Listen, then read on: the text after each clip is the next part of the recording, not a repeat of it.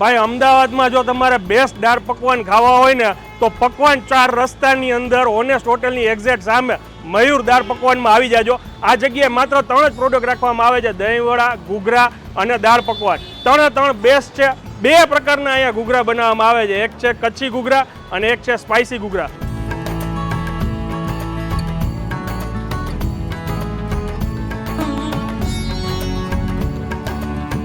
બને છે દાળ પકવાન. જો આ દાળ છે, અમદાવાદમાં આવીને જો તમે આવી એક્સપેક્ટ નહીં કરી હોય, આ કેટલી ઘાટી દાળ છે. ચણાની દાળ તમને રીતસર દેખાય છે, જો તમે.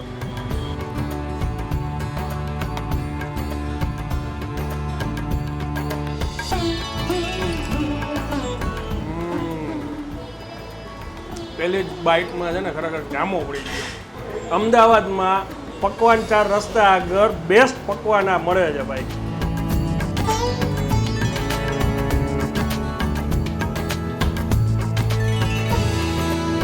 ભાઈ અમદાવાદમાં જો તમારે બેસ્ટ દાળ પકવાન ખાવા હોય ને તો પકવાન 4 રસ્તાની અંદર ઓનેસ્ટ હોટલની એક્ઝેક્ટ સામે મયુર દાળ પકવાનમાં આવી જાજો. આ જગ્યાએ માત્ર 3 જ પ્રોડક્ટ રાખવામાં આવે છે, દહીંવડા, ઘૂઘરા અને દાળ પકવાન. 3 બેસ્ટ છે. અને જે લોકો અમદાવાદમાં રહેતા હશે એને ખ્યાલ જ છે, જૂના કર્ણાવતી ક્લબવાળા તરીકે ઓળખાય છે. આ જગ્યાની ખાસ વાત તમને કહું, ઘૂઘરા જેને પસંદ હોય ને બે ઝીઝક આ જગ્યાએ આવી જાજો. 2 પ્રકારના અહીંયા ઘૂઘરા બનાવવામાં આવે છે, એક છે કચ્છી ઘૂઘરા અને એક છે સ્પાઇસી ઘૂઘરા. જે લોકો રેગ્યુલર ઘૂઘરા છે, રાજકોટ સ્ટાઇલ અથવા જામનગરી સ્ટાઇલ પસંદ હોય ને એને તો મોજ જ પડી જવાની છે, કેમ કે એકદમ યુનિક ફ્લેવરમાં એ લોકો સ્પાઇસી ઘૂઘરા બનાવે છે, જેની અંદર આદુ નાખીને એ મસાલો તૈયાર કરવામાં આવે છે. સાંભળતા તમને અજુગતું લાગશે પણ ટેસ્ટમાં છે 1 નંબર. અને ભાગ્યે જ કદાચ તમને અમદાવાદમાં આવા સારા એરિયામાં આ રીતની ઘાટી દાળ કે જોવા મળશે. હવે જાજી વાર નહીં કરીએ, અંદર જઈએ, ફટાફટ ટેસ્ટ કરીને તમને જણાવીએ. ચાલો શરૂ કરીએ. આ લોકોની બીજી બ્રાન્ચ આવેલી છે જયંબે રેસ્ટોરન્ટની બાજુમાં, SG હાઈવે ઉપર, ઇસ્કોન ફ્લાયઓવર પાસે. અને આ જગ્યાની ખાસ વાત એ છે કે 24 કલાક આ ફૂડ કોર્ટ ચાલુ હોય છે. તમે રાતના 12 વાગે આવો ને તોય અહીંયા લોકો નાસ્તો કરતા હોય. અને હવે કઈ રીતે ઘૂઘરા ફ્રાય થાય છે, દહીંવડા કેવી રીતે બનાવે છે, બધું અંદર તમને બતાવીએ. ચાલો. જો આ ડીપ ફ્રાયરમાં ઘૂઘરા ફ્રાય થાય છે. બહારની સાઈડ જો આ તમે જોવો છો ને એ કચ્છી ઘૂઘરા ફ્રાય થાય છે અને અંદરની સાઈડ સ્પાઇસી ઘૂઘરા એમના ફ્રાય થાય છે. અને ગુલાબ સિંગ તેલમાં જ આ ઘૂઘરા ફ્રાય કરવામાં આવે છે. જો આ દાળ છે. અને અમદાવાદમાં આવીને જો તમે આવી એક્સપેક્ટ નહીં કરી હોય, આ કેટલી ઘાટી દાળ છે. ચણાની દાળ તમને રીતસર દેખાય છે, જો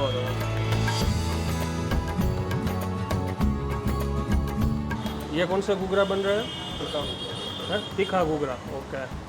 રાજકોટ સ્પેશિયલ ગ્રીન ચટણી આવી ગઈ, આવી ગયા સિંગદાણા અને નાયલોન સેવ આવી ગઈ, કાંદા, ડુંગળી, કોથમીર. રેડી. જો આ બને છે હવે કચ્છી ઘૂઘરા. આવી ગઈ લાલ ચટણી, ગ્રીન ચટણી, સ્વીટ ચટણી, સિંગદાણા અને સેવ, આવી ગઈ ડુંગળી, કોથમીર. રેડી. આ બને છે દહીંવડા. આ છે એમનું સ્પેશિયલ દહીં. આવી ગઈ ચટણીઓ, ગ્રીન ચટણી, સ્વીટ ચટણી, મસાલા, કોથમીર અને દાણા. આ બને છે દાળ પકવાન. આવી ગયા પકવાન, આવી ગઈ દાળ.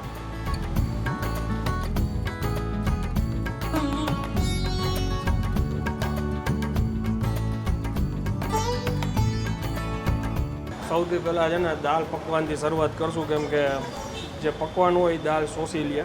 અને મને ખરેખર આશ્ચર્ય થયો કે ભાઈ અમદાવાદમાં આ લેવલે કામ ચાલે છે. અને ખાસ કરીને કે ભાઈ એમાં દાળ આવી ઘાટી તમને અહીંયા આપવામાં આવે છે. કેમ કે હું રાજકોટથી બિલોંગ કરું છું, ત્યાં ઘૂઘરા દાળ પકવાન શેરીએ ગલીએ મળે. અમદાવાદમાં એવું નથી કે બધી જગ્યાએ શેરીએ ગલીએ મળે.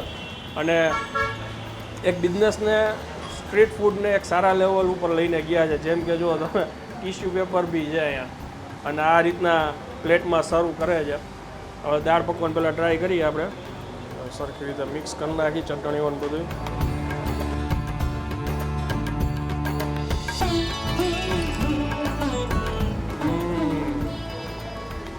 પહેલી જ બાઇટમાં છે ને ખરેખર જામો પડી ગયો. બધી ફ્લેવર આવે છે અલગ અલગ ચટણીઓની, ખાસ કરીને સ્પેશિયલ જે ઉપર ઓલો મસાલો છાંટ્યો હતો એને લીધે વધારે મજા આવી. અને અમદાવાદમાં પકવાન 4 રસ્તા આગળ બેસ્ટ પકવાન આ મળે છે ભાઈ, જોરદાર ટેસ્ટ. ઘૂઘરા તો મારા પ્રિય છે, પણ કચ્છી ઘૂઘરા હું ફર્સ્ટ ટાઈમ ટ્રાય કરવાનો છું. સાઈઝ એ મોટી છે.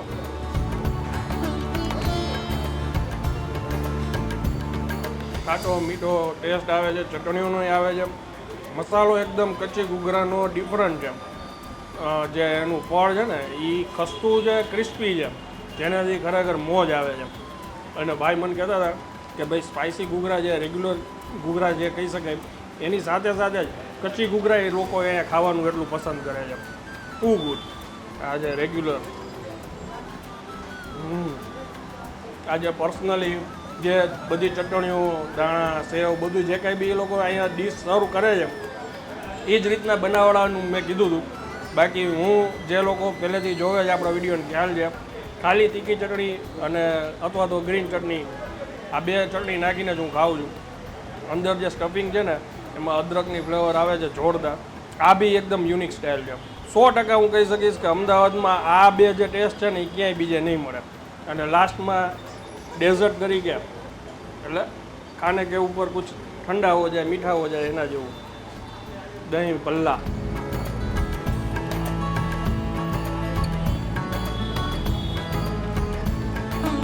ભાઈ આમાં જે ભાઈ મસાલો ચાટતા હતા ને શેકેલું જીરું નાખે છે અને દહીં જીરાવાળું છે, જેનાથી એની ફ્લેવર આવે છે સ્ટ્રોંગ. બાકી જે ચટણીઓ નાખી છે ને એનાથી મોજ આવે છે. ઓલ ઓવર ખરેખર એક્સપિરિયન્સ ટુ ગુડ રહ્યો. અને અહીંયા આવવા પહેલાં જ મને એનું એવું લાગતું હતું કેમ કે માત્ર 3 જ આઈટમ રાખેલી છે, ઘૂઘરા, દહીંવડા અને દાલ પકવાન. જેટલી લિમિટેડ આઈટમ હોય ને એટલું વધારે સારું એ લોકો એમાં ધ્યાન દઈ શકતા હોય. બીજી આ જગ્યાની ખાસ વાત એ છે કે તમામ વસ્તુ સિંગ તેલમાં તૈયાર કરવામાં આવે છે. અને કદાચ કોઈને કાંઈ પાર્ટી ઓર્ડર દેવો હોય તો બલ્ક ઓર્ડર બી આ લોકો લે છે. અને ખાસ વાત કે જૈન અને સ્વામિનારાયણ ઓપ્શન બી તમને અહીંયા મળી જશે. એટલે આ રીતના ફૂડમાં એવી જગ્યા એવી બહુ ઓછી જગ્યાએ છે કે તમને આ રીતના ઓપ્શન મળે. જગ્યા ખરેખર ટુ ગુડ છે, ફૂડ એક નંબર છે. જો તમે બી અમદાવાદમાં રહેતા હોય ને પકવાન 4 રસ્તા બાજુ નીકળતા હોય તો એકવાર જરૂરથી અચૂકથી વિઝિટ કરજો. એડ્રેસ સ્ક્રીન ઉપર લખાઈને આવે છે. વિડીયોને વધુ શેર કરી દેજો. મળીએ નેક્સ્ટ વિડીયોમાં. ત્યાં સુધી જય હિન્દ, જય ભારત.